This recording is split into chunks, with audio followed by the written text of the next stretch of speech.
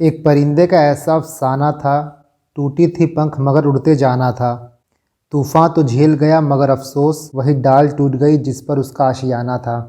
Finally UPSC has declared its mains 2022 result, and for most of you it dropped like a bomb, shattering many hopes, many dreams, many aspirations. Some of you must have cleared, but majority of you may not find your name in the PDF because it's not there. Most of you asking about my results, so मैंने पहले बताया था आपको कि 2021 का जब final result आया था उसके कुछ दिन बाद ही 2022 का प्री था। काफ़ी कम मार्क्स से मैं 2021 का रिजल्ट रुक गया था, सो उस मेंटल स्टेट में मैं नहीं था कि 2022 का एग्ज़ाम दे पाऊँ। That is why I skip 2022 attempt. First of all congratulations to all those who have cleared the mains. It's your day, it's your moment. You just have to run one last lap. So all the best for your interview process. And now the one who are not able to make it, I know it's very tough feeling to sink in, and you must be going through a tsunami of negative emotions. I know इस वक्त आप कैसा feel कर रहे हो, because I was in your place not once, not twice, but thrice. Appearing for the interview 3 times and finally not getting your name in the final PDF felt like the world has collapsed. But ultimately I have to make a peace with it.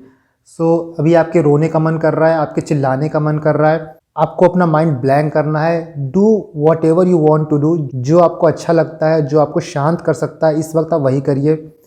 कभी कभी क्या होता है life में, give up करना बहुत ज़रूरी हो जाता है। इस वक्त मैं आपको ये नहीं बोलूँगा कि आप इंट्रोस्पेक्ट करिए, आपने कहाँ गलती की, कहाँ गलती नहीं की। काफ़ी लोग ऐसे भी होंगे जिनका ये लास्ट अटेम्प्ट है। For them I advice you, a new journey, a new life is waiting for you. UPSC आपकी लाइफ का एक सिर्फ पार्ट है, आपकी लाइफ नहीं है।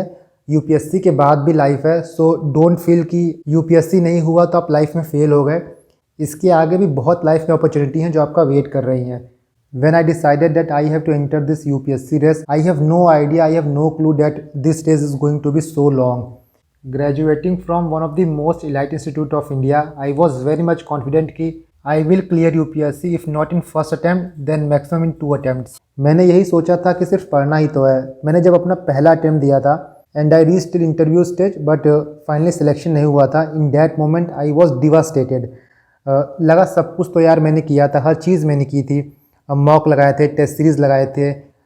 मुझे पहले लगा कि मेरा मैथ ऑप्शनल मेरे लिए काम नहीं कर रहा है, बिकॉज मैं टाइम नहीं दे पा रहा हूँ जितना जीएस को और मैथ को देना चाहिए। So even I changed my optional from maths to anthro, but I don't know कि वॉट वेंट रॉन्ग जब तक मार्कशीट नहीं आई थी। And finally when the marksheet came out, it was the interview that backstab me. Then I realized कि आप किसी भी बैकग्राउंड से हों, चाहे आईआईटी से हों, एनआईटी से हों, आईआईएम से हो, किसी भी आप लोकल इंस्टीट्यूट से हों, बट यूपीएससी में सब कुछ बराबर है। यूपीएससी में सब कोई बराबर है, नो मैटर आप कहाँ से आ रहे हो। कीपिंग दिस मैसेज शॉर्ट, जिनका मेंस क्लियर नहीं हुआ है, please take some time off. थोड़ा अपने आप को समय दो।